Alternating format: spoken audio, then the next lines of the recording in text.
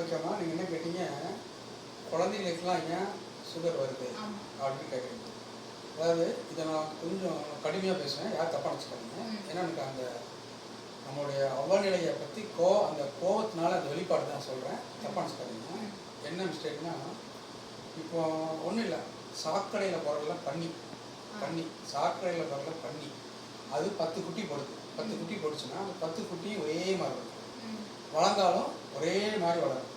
அப்புறம் நாய், தெருவில் சுற்று நாய், தெருநாய், அது கூட 10 குட்டி போடும். அந்த 10 குட்டியும் ஒரே மாதிரி இருக்கும். ஆனால் நம்ம மனுஷங்க இப்போ இன்றைய காலகட்டத்தில் வாழ்கிற மனுஷங்க போய் ஸ்கூல் விட்டோம், அந்த ஃபஸ்ட்டு ஸ்டாண்டர்ட் படிக்கிற பிள்ளைங்களாம் வெளியே வரும். பார்த்தீங்கன்னா ஒரு குழந்தை ஒல்லியாக வருவான், ஒரு குழந்தை குண்டாக வருவான். அவன் ஃபஸ்ட் ஸ்டாண்டர்ட் படிக்கிற மாதிரி இருக்க மாட்டான், 5ஆம் கிளாஸ் படிக்கிற மாதிரி இருக்கும். ஏன்? ஆனால் இதே நீங்கள் ஒரு 20 வருஷத்துக்கு முன்னாடி பார்த்தீங்கன்னா இந்த குழந்தை விட்டு ஸ்கூலில் வந்துன்னா பார்க்கறதுக்கு அழகாக இருக்கும், அப்படியே நம்ம அப்படியே கட்டி பிடிச்சி சுத்தம் விட்ட மாதிரி இருக்கும், கொஞ்சம் மாதிரி தோணும். ஏன்னா அந்த காலத்தில் எவ்வளோ வேணுமோ அவ்வளோதான் சாப்பிட்டாங்க, எதை சாப்பிடணுமோ அதுதான் சாப்பிட்டாங்க.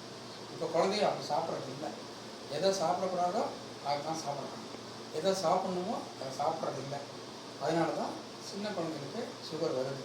காரணம் அதே மாதிரி பார்த்திங்கன்னா ஒரு ஃபஸ்ட் ஸ்டாண்டர்ட் படிக்கிற குழந்தைங்க அப்படின்னா எல்லா குழந்தையும் ஹைட்டு வித்தியாசப்படலாம், இன்னும் உடல் வாகு ஒரே மாதிரி இருக்கும்.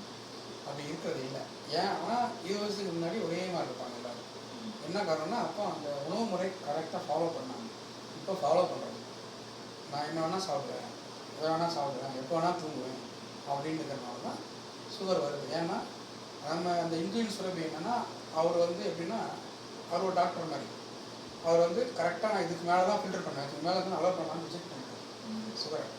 நம்ம என்ன பண்ணுறதா, கண்ட நேரத்தில் சாப்பிட்றது, ஸ்நாக்ஸ் வேணுங்கிறது, ரோட்டில் போய் தான் பார்த்து அதை சாப்பிட்றது, ஹோட்டலுக்கு போனால் கண்ணில் பார்த்தெல்லாம் சாப்பிட்றது. கண்ணில் பார்த்தெல்லாம் சாப்பிடவே கூடாது, வயிறு பசிச்சா மட்டும்தான் சாப்பிடணும்.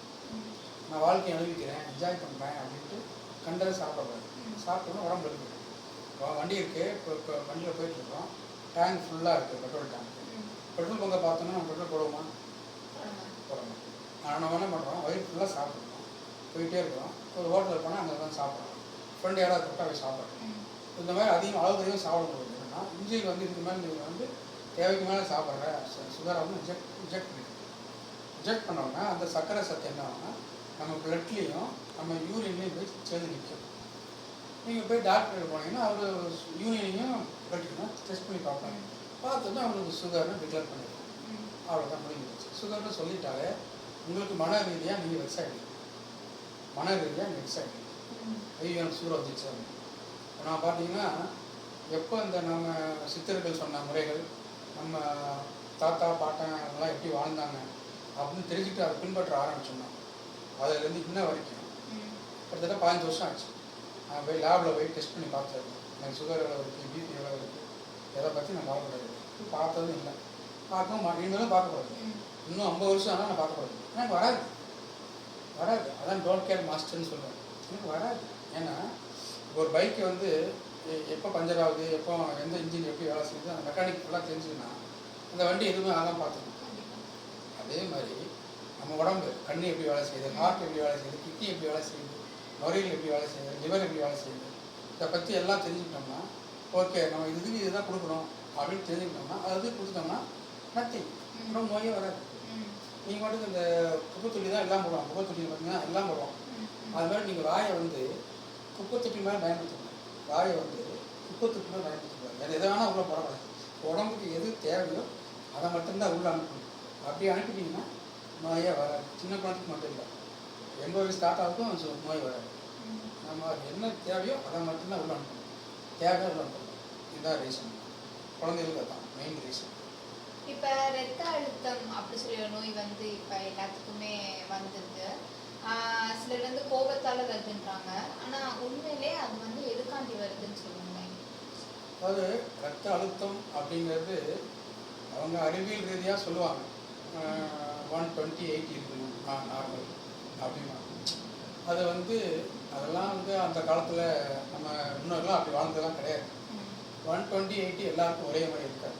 முக்கியமான பாயிண்ட் என்னென்னா, நம்ம இந்தியா வெப்பநாடு, நமக்கும் என்ன சொல்கிறாங்க 120/80 தான் இருக்கணும் அப்படிங்கிறாங்க. ரஷ்யா அமெரிக்காலாம் போனீங்கன்னா -20 டிகிரி அங்கேயும் 120/80 தான் இருக்கணும் அப்படின்றாங்க. அப்படி இருக்கவே இருக்காது, சான்ஸே கிடையாது. நம்ம இந்தியா வெப்பன் நாடு, நமக்கு 120/80 தான் கனடா இருக்கவே இருக்காது. அதுக்காக நம்மளை வந்து ப்ரெஷர் அப்படின்னு டிக்ளேர் பண்ணக்கூடாது. பட் பண்ணுறாங்க. நம்ம என்ன சொல்ல முடியும், மருந்து வைக்கிறதுக்காக சொல்கிறாங்க. அதை நம்ம நம்ப தேவையில்லை. ப்ரெஷர் அப்படின்னா ஒரு பையன் ஸ்டூடெண்ட்டு நாளைக்கு காலை எக்ஸாம் அப்படின்னா அப்போ போய் நீங்கள் ப்ரெஷர் செக் பண்ணிங்கன்னா 120 இல்லை 140க்கு 200 இருக்கும். ஆனால் அதான் எக்ஸாம் எழுதி வந்ததுக்கப்புறம் எடுத்தோம்னா 120 80 இருக்கும். அவ்வளோதான். அது நம்மளுடைய மன அழுத்தம் தான். மன அழுத்தம் தான் ரத்த அழுத்தம். மனசு நல்லா இருந்ததுன்னா ரத்த அழுத்தம் கரெக்டாக இருக்கும். மன அழுத்தமே இல்லைன்னா ரத்த அழுத்தம் கம்மியாக இருக்கும். நம்ம போட்டு நிறையா திங்க் பண்ணிக்கிட்டு நிறையா உணர்ச்சி வசப்பட்டாக இருந்தோம்னா ஆட்டோமேட்டிக்காக ரத்த அழுத்தம் அதிகமாகும், பிரச்சனைகள் வரத்தான் செய்யும். ரத்த அழுத்தங்கிறது ரொம்ப ரொம்ப முக்கியமான விஷயந்தான். ஆனால் அதை நம்ம பெரும்பாலும் நினைக்கிற மாதிரி எல்லாருக்கும் வராது. அதுக்கு நம்ம உணர்ச்சி தான் காரணம். உணர்ச்சி வசப்பட்டோம்னா ரத்தம் தானாக வந்து உணர்ச்சியை கட்டுப்படுத்திட்டு பக்குவமாக வாழ்ந்தோம்னா மன அழுத்தம் வராது. மன அழுத்தம் வராது. மன அழுத்தம் வரலைன்னா நோயே வராது. அதுதான் ப்ரெஷர். அதுதான் ப்ரெஷர்ன்றதுக்கு அதுதான் ரீசன். இந்த மன அழுத்தத்துக்கு என்னன்னு சொல்லணும்னா இந்த மனப்பக்குவம். அது பார்த்தீங்கன்னா ஒரு 2 ஃப்ரெண்ட்ஸ் போனாங்க.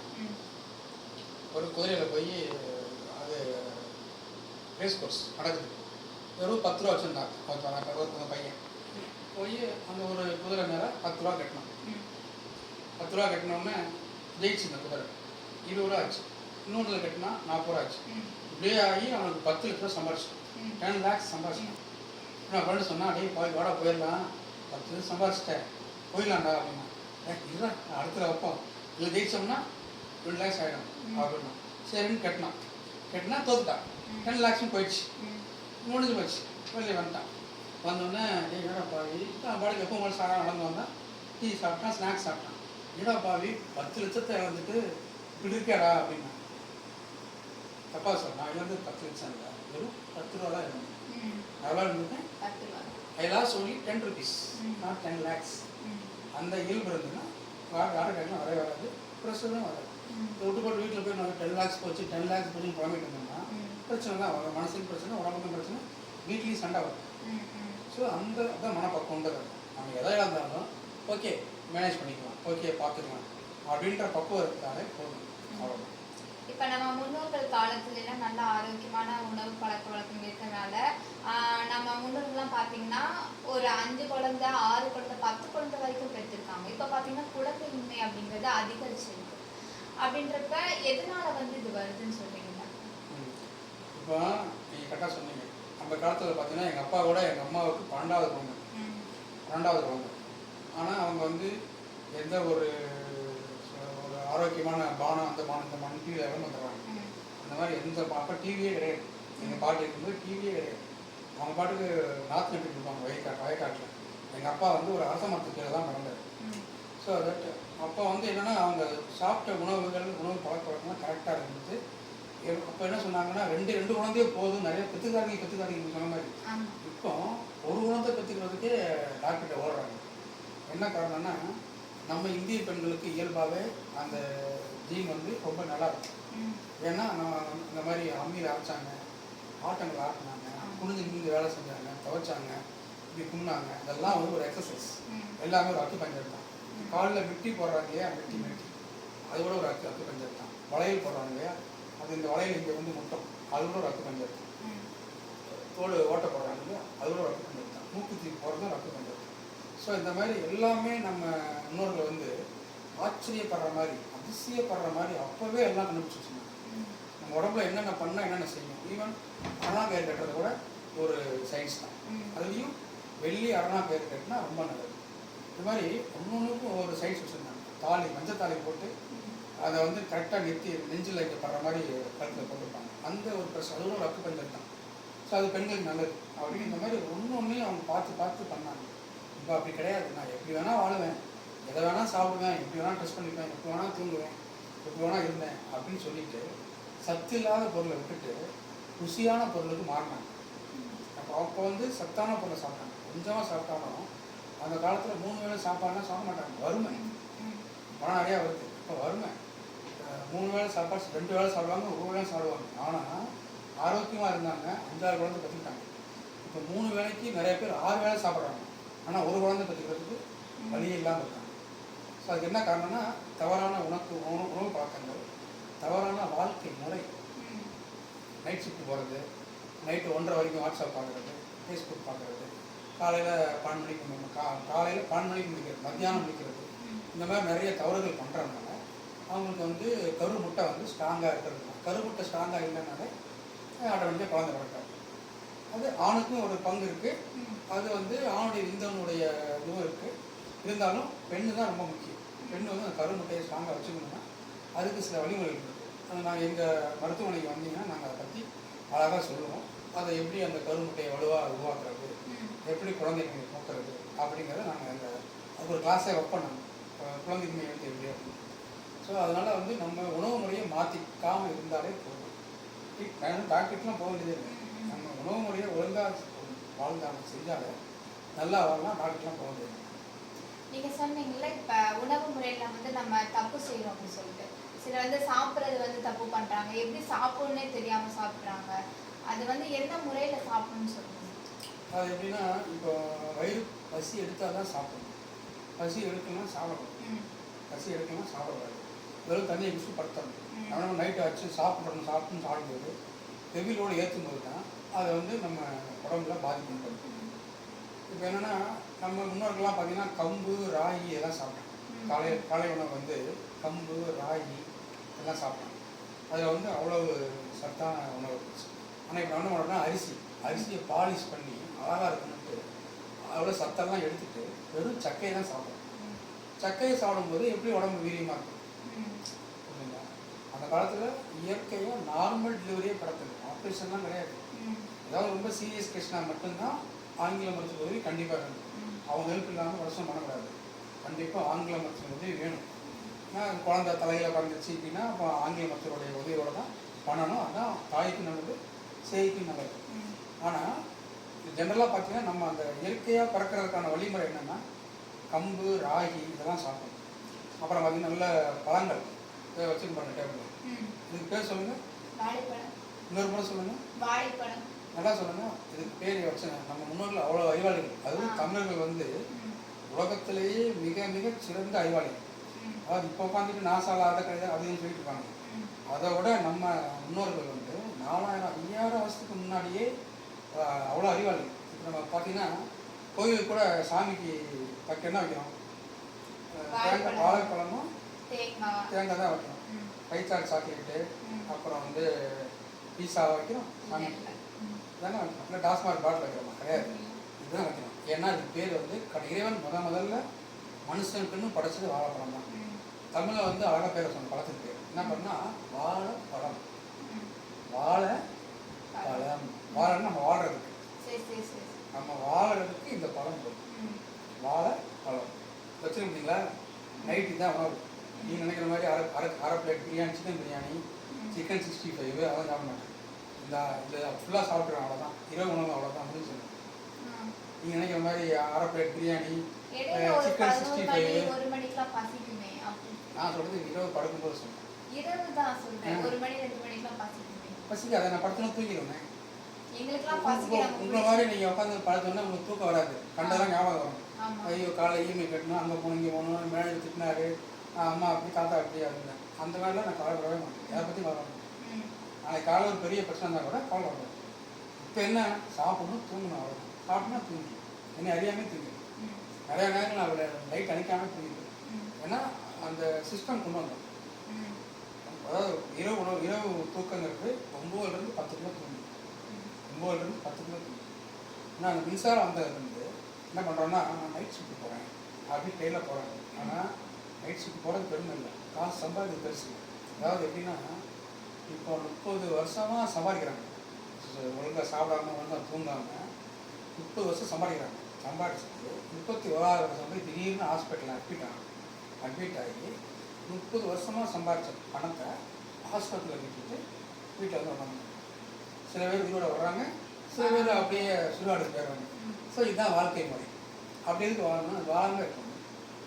இரவுன்னா தூங்கணும், பகல்னா வேலை செய்யணும். அதுதான் வாழ்க்கை. அப்படி இரவில் வேலை செஞ்சு வர்ற பணம் நமக்கு தேவையில்லை. அதாவது நம்ம உடம்பை நஷ்டப்படுத்தி, உடம்பை காயப்படுத்தி பணம் சம்பாதிக்கிற அவசியம் இல்லை. நமக்கு வந்து சொல்லுவாங்க, சுவரை வச்சு தான் சித்திரை வரைய முடியும். நம்ம எல்லாத்துக்கும் உடம்பு தான். உடம்பு நீங்கள் சரியாக பராமரிக்காமல் நான் அதை சாதிக்க போகிறேன், இதை சாதிக்க போகிறேன், நான் அதாயிடுவேன் இதாயிடுவேன்ட்டு நான் இவ்வளோ பணம் சம்பாதிச்சுவேன், நான் இவ்வளோ செஞ்சுருவேன் அப்படின்லாம் வளரக்கூடாது. உனக்கு தேவை வந்து 3 வேளை சாப்பாடு, நல்ல உணவு, நல்ல தூக்கம், அதுதான் சொத்து. அதான் சொல்லியிருப்பாங்க, நோயற்ற வாழ்வு குறையற்ற செல்வம். நம்ம அவை பாட்டி சொல்லிட்டாங்க, 4000 வருஷத்துக்கு முன்னாடி சொல்லிட்டாங்க, நோயற்ற வாழ்வு குறையற்ற செல்வம். இப்போ வந்து என் பேங்க்கில் ஒரு 5000 கோடி பணம் இருக்கலாம். திடீர்னு காலையில் எனக்கு ஹார்ட் அட்டாக் வருது, என்ன பண்ணுன்னு தெரியாது. ஆஸ்பத்திரிக்கு போகிறோம், நல்லாமா உண்டு, நல்லாமல் திரும்பிடுவான், முடிஞ்சு போச்சு. 5000 கோடி யாருக்கு போகுது? பசங்களுக்கு போகும்போது அம்மா அப்பா அனந்தம் சாப்பிடப்படும், அவரும் அனுபவிக்க முடியாது. புரியுதுங்களா? ஸோ பணம் சம்பாதிக்கிறத விட ஆரோக்கியத்தை சம்பாதிக்கணும். நாங்கள் தான் சொல்கிறோம், பணம் சம்பாதிக்கிறத விட ஆரோக்கியம் சம்பாதிக்கணும். அதுதான் சொத்து.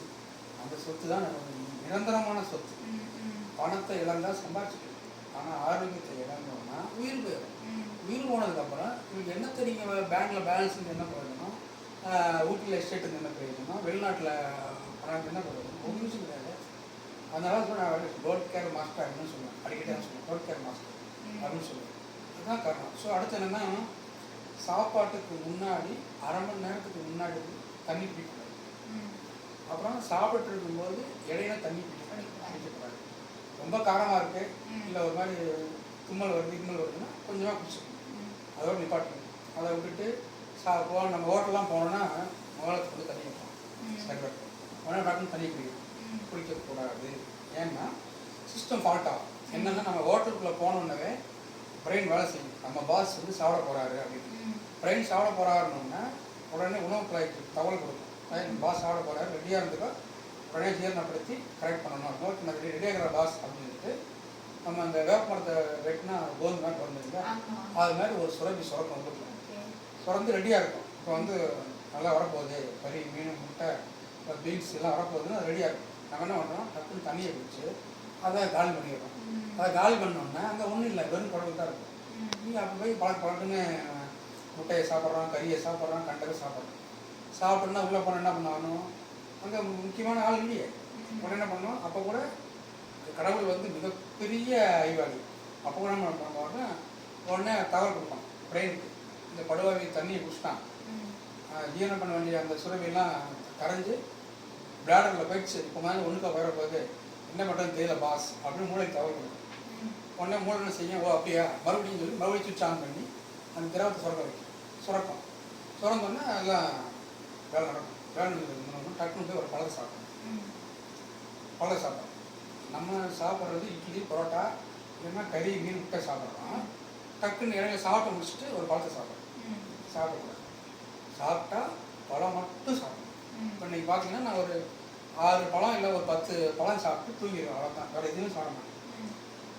இல்லைன்னா ஒரு இட்லி, ஒரு 4 இட்லி மட்டும் சாப்பிடுவேன், பழம் சாப்பிட மாட்டேன். இல்லையா 2 தோசை சாப்பிடுவேன், அவ்வளோதான். பழம்னா பழம் மட்டும் சாப்பிடணும். அதாவது இயற்கை உணவு, செயற்கை உணவு. இது சன் தயாரிச்சது, அது சமையலில் தயாரிச்சது. இதே வந்து மிங்கில் பண்ணக்கூடாது. அதுதான் நான் ஒரு மீட்டிங்கில் போடும்போது இருந்துச்சு, ஒரு மாமி கேட்டாங்க, அது எப்படி நீங்கள் சொல்லலாம் தப்பு அப்படின்ச்சு. நான் கேட்டேன், மாமி நீங்கள் இட்லி ஆட்டுறீங்கள, இட்லிக்கு மாவு ஆட்டுறீங்க, அரிசி தனியாக போட்டு ஃபஸ்ட்டு ஆட்டி எடுத்து வச்சுக்கிறீங்க, அப்புறம் உளுந்தை போய் ஆட்டி எடுத்து வச்சுக்கிறீங்க, ரெண்டையும் கரைச்சி நீங்கள் தோசை சொல்கிறீங்க, ரெண்டையும் ஒன்றாவே போட்டு ஆட்டினா என்ன அப்படின்னு கேட்டேன்.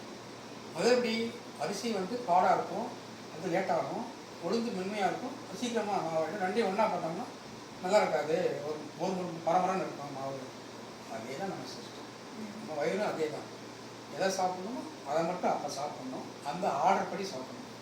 ஃபஸ்ட்டு எடுத்தோன்னா பார்த்தீங்கன்னா நான் பாயாசத்தை வச்சுருப்பாங்க. நான் ஒரு ஹோட்டலுக்கோ இல்லை ஒரு விருந்துக்கோ போனேன்னா முதல்ல அந்த பாயாசம் எடுத்து குடிச்சுடுவேன், இல்லைன்னா ஸ்வீட் வைப்பாங்க, ஸ்வீட்டை சாப்பிடுவேன். ஃபஸ்ட்டு ஸ்வீட் தான் சாப்பிடணும், கடைசியாக ஸ்வீட் சாப்பிட்றேன்.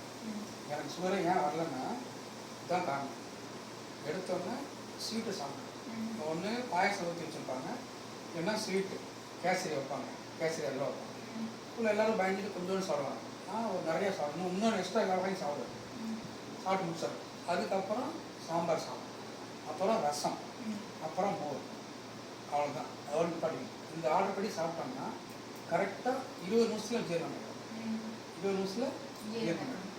அப்புறம் சாப்பிட்டு இருக்கும்போது ஒரு ஏப்பம் வரும் அப்படின்னு. அது வந்து ஒரு இண்டிகேஷன். பிரெயின் சொல்லும், அவனை நீ கரெக்டாக சாப்பிட்டா இதுக்கு மேலே சாப்பிடாத, ருசியாக இருக்குன்னு இன்னொரு 4 இட்லி சாப்பிட்றது, இன்னொரு 4 பூரி சாப்பிட்றது அப்படின்னு சாப்பிட்டோம்னா அப்போ தான் சுகர் ஸ்டார்ட் ஆகுது. அந்த இன்சுலின் சுரப்பி அதை வந்து ஸ்ட்ரைக் பண்ணிடும். ஏன்னா அதுக்கு போய் சாப்பிட்றான், அப்போ நான் ஒர்க் பண்ண மாட்டேன் அப்படின்னு. ஒர்க் பண்ணலன்னா அவன் சுகர் கிட்டல முதல்ல முடிஞ்சு போகுது. சுகர்னு வந்துட்டாலே அவன் மனசு பாதி ஆஃப் ஆகிடும். ஐயோ எனக்கு சுகர் இருக்குது அப்படின்ட்டு இருக்கிறதாலும் பயப்படுவான். இப்படி போய் ஹோட்டலில் போயிட்டு சார் சாஃப்ட் சுகர் போடுங்க, சுகர் இல்லாமல் போடுங்க அப்படின்னு சொல்லுவாங்க. ஸோ அதை அப்படியே பார்க்கணும். நான்லாம் ஹோட்டலுக்கு போனேன்னா டபுள் சுகர் போடுங்க, நான் திரும்பி பார்ப்பாங்க, ஏன்னா டபுள் சுகர் போடுறாங்க அப்படின்ட்டு கொடுப்பாங்க. மறுபடியும் இன்னும் கொஞ்சம் போடுங்க, இன்னும் கொஞ்சம் போட்டு சாப்பிடுவேன். ஏன்னா நான் டெய்லியும் காலையில் ப்ராசஸ் பண்ணி எல்லாத்தையும் க்ளீன் பண்ணிடுவேன். இப்போ நம்ம வீடு போடுறோம் இல்லையா, வீடு போடுறோம், கார் கழுவுறோம், டூவீலர் கழுவுறோம், அது மாதிரி நம்ம உடம்புல வந்து உள்ளேயும் வெளியிலையும் கழுவிடும். நான் என்ன தான் குப்பையை ஆயுக்கில் போட்டாலும் வயிற்றுக்குள்ள போட்டாலும் அந்த குப்பையை நான் எடுத்துருவேன். அதுக்கு 2 வழி இருக்குது. அதை நான் விரிவாக சொல்கிறேன், இன்னொரு பேட்டியில் சொல்கிறேன். அது எப்படின்னா வாட்டர் தெராப்பின்னு ஒன்று இருக்குது, இன்னொன்று எனிமா கப் வச்சு க்ளீன் பண்ணுறது. இந்த 2 மூலியமாக, அதாவது சோப் போட்டு அழகாக குளிச்சுட்டு போகிறது ஆரோக்கியம் கிடையாது. உள்ளே இருக்கிற உறுப்பெல்லாம் கழுவணும், அப்போ தான் நோய் வராது. சும்மா நீ அழகாக பவுடர் போட்டுட்டு லிப்ஸ்டிக் போட்டுட்டு எல்லாம் போனால் நோய் வராமல் இருக்குங்க. அதாவது உள் உறுப்புகளை கழுவணும். அதுக்கு வந்து வாட்டர் தெராப்பின்னு ஒன்று இருக்குது, இன்னொன்று வந்து எனிமா பயன்படுத்தி டெய்லியும் க்ளீன் பண்ணுறது தான். இப்போ நான்லாம் பார்த்தீங்கன்னா ஒவ்வொரு நாளும் என் உடம்புக்காக, இந்த உடம்புக்காக, ஏன்னா என் சொத்து உடம்பு தான். இப்போ பீரோக்குள்ளே ஒரு 100 பவுன் 200 பவுன் நகை இருக்குது, ஹோட்டல் இது பேங்க்கில் ஒரு கோடி டெபாசிட் இருக்குது, அங்கே வாடகை வருது, அது சொத்து இல்லை, அது கை கொடுத்தாது. உடம்புங்க தானே எல்லா வேலையும் செய்ய முடியும், இதுதான் நல்லா பார்க்கணும். ஸோ அதனால் 2 மணி நேரம் 2 ஹவர்ஸ் நான் உடம்புக்காக நான் ஒர்க் பண்ணேன். காலை எழுந்திரிச்சோன்னே நீங்கள் நினைக்கிற மாதிரி கண்ட பேஸ்ட்டு, டிவியில் வர விளம்பரத்தோட அந்த பேஸ்ட்டு, அந்த இந்த பேஸ்ட் பேஸ்ட்டு அதெல்லாம் யூஸ் பண்ணுறது, அதெல்லாம் நான் கண்ணிலே பார்க்க மாட்டேன். கண்ணில் பார்த்தாலே பாவம், ஓகேங்களா? நம்ம முன்னோர் என்ன பண்ணாங்க, வேப்ப குச்சியை வளர்க்கலாம், ஆளும் வேலும் பல்லுக்கு உறுதி அப்படின்னாங்க. ஆளும் வேலும் பல்லுக்கு உறுதி அப்படின்னாங்க. ஆலமரம் இல்லையா, வேப்ப மரத்தை ஏறி குச்சியை உடச்சி அப்படின்னா எட்டி வச்சு உடச்சி பல்லு வளர்க்கணும். வேப்ப குச்சி பல்லு வளர்க்கணும். பல்லு வளர்த்துட்டு நான் பெட் காஃபி சாப்பிட்றேன் அப்படின்னா தூங்கி முடிச்சோம்னா நம்ம உறுப்புகள்லாம் வேலை செஞ்சு எல்லா அழுக்கு கண்டதெல்லாம் கொண்டு வந்து இங்கே நிப்பாட்ட வாய்ப்பு ஃபுல்லாக நிப்பாட்டும். அதோட அந்த ஊற்ற வாயோட காஃபி எடுத்து குடிச்சு நான் பெட் காஃபி சாப்பிட்றேன் அப்படின்னு குடிச்சிடறேன். அப்படின்னா அது உடம்பு கஷ்டப்பட்டு வேலை செஞ்சு எல்லா கழுவியும் கொண்டு இங்கே கொண்டு நிப்பாட்டும் வாய்க்குள்ள. அது அப்படியே வாய்க்கூட கழுவாமல் அப்படியே பெட் காஃபி சாப்பிட்றேன்னு குடிச்சு அந்த அந்த அசிங்கத்தை மறுபடியும் உள்ளுக்குள்ளேயே அனுப்பிடும். நோய் வரதான் செய்யும். அது கஷ்டப்பட்டு க்ளீன் பண்ணாது. எப்படின்னா குப்பையை போட்டு கூதல் வச்சுட்டு திருப்பி ஊருக்குள்ள கொட்டுற மாதிரி பெட் காஃபி சாப்பிட்றது எப்படின்னா வீட்டை கூட்டிட்டு அதை விளக்காம கூட்டி வச்சுருக்கோம், வந்து நம்ம ஓடியும் ஊருக்குள்ள குப்பையை கொட்டுற மாதிரி ஊத்த வாயோட டீயை குடிக்கணும், காஃபி குடிக்கணும், டீ குடிக்கணும். இது சொல்ல போனால் காலையில் காஃபி டீ குடிக்கவே கூடாது. அது வந்து வெளிநாட்டுக்கான வேலை. நம்ம நாடு வந்து வெப்ப நாடு, அது வந்து குளிர் பிரதேசம். அவனுக்கு குளிரும், அவனுக்கு வந்து கோட் போட்டுப்பான், ஷூ போட்டுப்பான், அப்பவும் குளிரும். அவன் டீ குடிப்பான், காஃபி குடிப்பான். நம்ம வந்து அது தேவையில்லை. நம்ம வந்து வெப்ப நாடு. காலை வச்சுட்டு மோர் குடிக்கலாம், ஒரு இளநீ சாப்பிடணும், அதை விட்டு போட்டு காஃபி சாப்பிடக்கூடாது. நான் என்ன பண்ணுவேன்னா அதை மாதிரிலாம் பண்ணுறதில்ல, வெறும் தண்ணி, சாதாரண தண்ணி தான் எடுத்துகிட்டு பேப்பர் படிக்க ஆரம்பிப்பேன். 1.5 லிட்டர் தண்ணி குடிப்பேன், 1.5 லிட்டர்ஸ் தண்ணி குடிப்பேன். ஐயோ சிறுநீரம் கெட்டு போயிடும், சிறுநீரத்துக்கு அதிக வேலை தண்ணி அவ்வளோ இன்னும் கிடையாது. அது தெரியும். நம்ம கண்ணில் 1 லிட்டர் பாட்டில் பார்த்தோன்னே பிரெயின் தகவல் சொல்லிடும், நம்மளால் 1 லிட்டர் பாட்டில் 1 லிட்டர் தண்ணி குடிக்க போகிறோம், ரெடியாக இருந்துங்க எல்லாரும் அப்படின்னா அது பாட்டுக்கு ரெடியாக இருந்துடும். ஓகேன்னா அதை நான் 1 லிட்டர் தண்ணி குடிப்பேன்.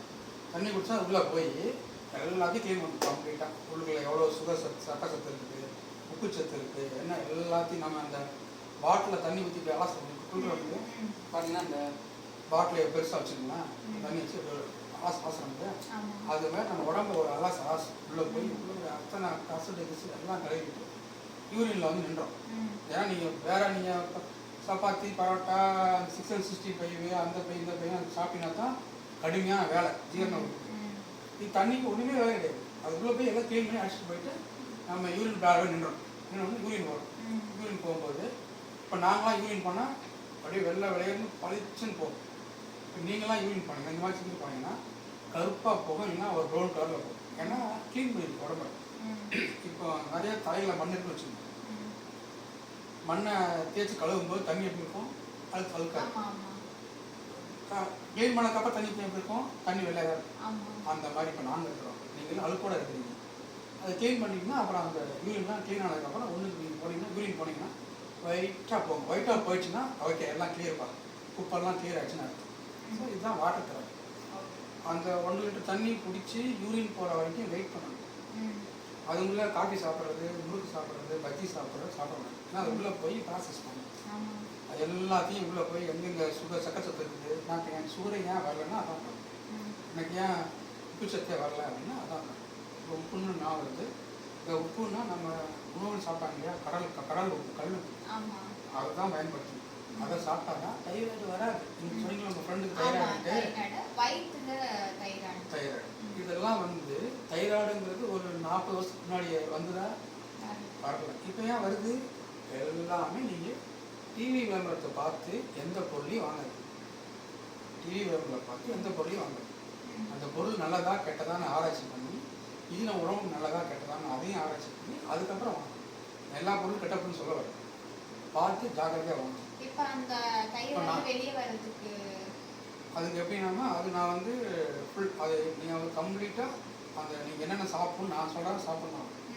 முதல்ல இந்த பாக்கெட்டில் வர்ற உப்பெல்லாம் நிப்பாட்டிடும். வெள்ளை வெளியேன்னு அழகாக பளிச்சுன்னு வரும். இந்த வெள்ளை வெளியேன்னு பளிச்சுன்னு வந்தாலே அதில் வந்து கெமிக்கல் போட்டு அதை அலாசி சோப் போட்டு கழுவி உங்களுக்கு க்ளீன் பண்ணி பேக் பண்ணி தரோம். ஓகேங்களா? அப்படி வரக்கூடாது. இப்போ நீங்கள் இந்த கடலில் வர உப்பு இருக்கு, அந்த உப்பு நம்ம 4000 வருஷத்துக்கு முன்னாடி நம்ம முன்னோர்கள் சாப்பிட்டது. அந்த கல்லுப்பு பார்த்தீங்கன்னா வெளியில் பேக் பண்ணி கடையெல்லாம் உள்ளே இருக்க மாட்டாங்க, வெளியில் தான் இருக்கும். அந்த கல்லுப்பு போட்டு சாப்பிட்டோம்னா உடம்புக்கு நல்லது, எலும்புக்கு நல்லது, உடம்புக்கு சத்து. ஆனால் இப்போ நீங்கள் சாப்பிட்ற உப்புனால உடம்புக்கு தான் கெடுதல். தைராய்டு வரும், சுகர் வரும், எல்லாமே வரும். விஷம். இன்றைக்கி பாக்கெட்டில் வர்ற எல்லா பொருளும் விஷம் தான். நம்ம இயற்கையாக நம்மளே தயார் பண்ணிக்கணும். உனக்கு அயோடின் சத்து கம்மியாக இருக்கா, நீ ஏன் வந்து பேரிச்சம்பழம் சாப்பிடும், நீ ஏன் அதை போய் பாட்டில் வைக்கிறது வாங்குற, ஏன் பேரிச்சம்பழம் சாப்பிட்டு தேங்காய் சாப்பிடும். சொன்னேன் இல்லையா, கோயிலில் தேங்காயும் பழம் மட்டும்தான் தட்டில் வைப்பாங்க. ஓகேங்களா? அந்த சாக்லேட்டையோ பர்கரையோ அர்க்கரையோ எதையும் வைக்க மாட்டாங்க. இந்த கடவுள் படித்து 2 தான். அரைமுடி தேங்காய் அப்படியே சாப்பிடுவேன். ஏதாவது உடம்பு ஏதாவது பண்ணுச்சுன்னா எனக்கு தெரியும், ஃபீல் தெரியும். ஓகே ஏதோ பண்ணுது உடம்பு பண்ணுதே அப்படின்னா டக்குனு ஒரு தேங்காயை உடைச்சி அரைமுடி தேங்காயை அப்படியே கடித்து மென்று சாப்பிடுவேன். அவ்வளோதான் அரைமுடி தேங்காய். எல்லாம் சரி இல்லை அந்த உள்ளே போய் அந்த எல்லா வேலையும் பண்ணி அதுதான் தேங்காய். அந்த தேங்காயை வந்து கடவுள் எப்படி பச்சைக்கா இருப்பாங்க, அதான் இயற்கைன்றது. நம்ம வந்து அறியாமைன்னா அவ்வளோ அறியாமையில் மூழ்கிட்டோம். அந்த தேங்காய் பார்த்தீங்கன்னா கீழே விழுந்தால் உடையாது, தண்ணிக்குள்ளே விழுந்தால் மூழ்காது. மேலே மென்மையான ஒரு பொருள், அதுக்குள்ளே இரும்பு மாதிரி ஒரு ரவுண்டு, அதுக்குள்ளே வச்சுக்கலாம் கடவுள். எவ்வளோ அருமையாக வச்சுக்காப்பாங்க கடவுள். அவ்வளோ முக்கியமான உணவு அந்த உணவு. தேங்காய் சாப்பிட்டா சுகர் ஏறிடும். ஒன்று நான் சாப்பிட்டேன், எனக்கு சுகராக ஏறிடுது. அந்த தேங்காய் சாப்பிட்டா இந்த தேங்காயும் பழமும் சாப்பிட்டாலே போதும். ஓகேங்களா? இன்னும் பார்த்தீங்கன்னா பெண்களுக்கு ரொம்ப நல்லது. இந்த பீரியட்ஸ் சரியாக போகிறது, வயிறு வலிக்குதுன்றது, அந்த பிரச்சனைலாம் வரவே வரும். மலச்சிக்கல் ப்ராப்ளம்லாம் இருக்குங்க. மலச்சிக்கலுக்கு வந்து நாங்கள் நிறைய சிஸ்டம் சொல்லுவோம். ஆனால் நாங்கள் அதெல்லாம் கிடையாது. வந்து எங்கள் கிளினிக் வந்தாங்கன்னா குப்புற படுக்க வச்சு ஆசன ஆயில் ஒரு டீப்பை சுருவிட்டு தண்ணியை ஊற்றி எல்லாம் ஒரு குளிக்கும், எல்லாம் அடிச்சு பீச்சு வெளியே வந்துடும். அவ்வளோதான், சிம்பிளாக கண்டுபிடிக்கும். அதாவது அந்த போட்டுக்கிட்டு பேய் மாத்திரை சாப்பிட்றது, அந்த மாதிரி சாப்பிட்றது. இப்போ டெய்லியுமே சிலருக்கு வந்துட்டு மலம் சரியாக போகாம தலைவலி வந்து ஒரு நான் 4 days மலம் சேர்ந்தாலே நோய் அதிகமாக வந்துடும். மலம் இப்போ 90% நோய் காரணமே மலம் தான். இப்போ நான்லாம் பார்த்தீங்கன்னா காலை எந்திரிச்ச உடனே சொன்னல 2 மணி நேரம் உடம்பு வேலை செய்யணும். காலையில் தண்ணியெல்லாம் முடிச்சுட்டு யூரின்லாம் போனதுக்கப்புறம் அடுத்தது எலிமா தான் இருக்குது. எலிமா அது என்ன பண்ணுதுன்னா, நீங்கள் தேங்காய் பாலை சாப்பிட்டீங்கன்னா எலிமாலாம் தேவையில்லை, இயற்கையாகவே மலச்சிக்கல் இல்லாமல் வந்துடும். ஆனால் நம்ம வந்து இயற்கையாக சாப்பிட்றது எண்ணெய் ஐட்டங்கள் அது இது கண்டதெல்லாம் சாப்பிட்றோம். எண்ணெயெல்லாம் இப்போ எண்ணெயே கிடையாது, அதெல்லாம் எல்லாம் எசன்ஸ் தான், ஒரிஜினல் எண்ணெயே கிடையாது. ஒரிஜினல் என்னென்னா இந்த தேங்காய்னா தேங்காயை காய வச்சு ஒட்டா வச்சு தேங்காய் செக்கில் அரைச்சி அதெல்லாம் முறைப்படி செஞ்சு அதில் வச்சாங்கன்னா ஒரிஜினல் எண்ணெய். இப்போ கண்ட எண்ணெயில் போட்டு சாப்பிட்றோம். எல்லாம் போய் உள்ளே போய் சிக்காகி நின்றுக்கும். இது வராது, இது மோஷன் வராது. ம். மோஷன் வராத போது என்ன ஆகும்னா உள்ள ஸ்டாக் ஆகும்.